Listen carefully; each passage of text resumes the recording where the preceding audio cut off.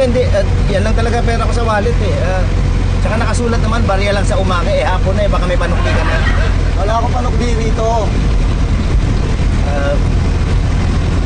Teka, di ba ikaw si Pipito Manaloto? Ay, siya nga! Siya yung nanalo sa loto! Pipito, Ha? naglalambing yung mga pasahero ko. Baka pwedeng libre mo na rin sila sa pamasahe. Tama!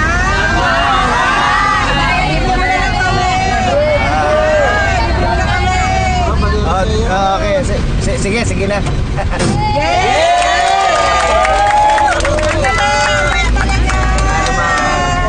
O yan ha, siguro may panukli ka na. Wala pa rin.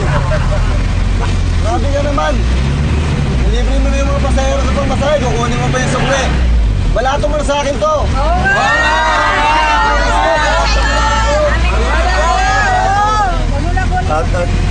Sige. Sa'yo na yan, balato ko na.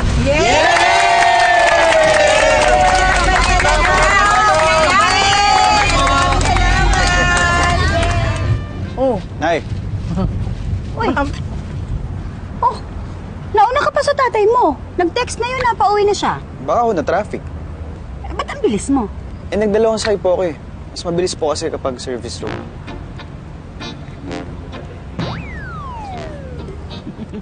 Ay, ma'am! Mukhang patating yung mga kamag-anak nyo. Ha? Hindi ko naman sila pinapunta.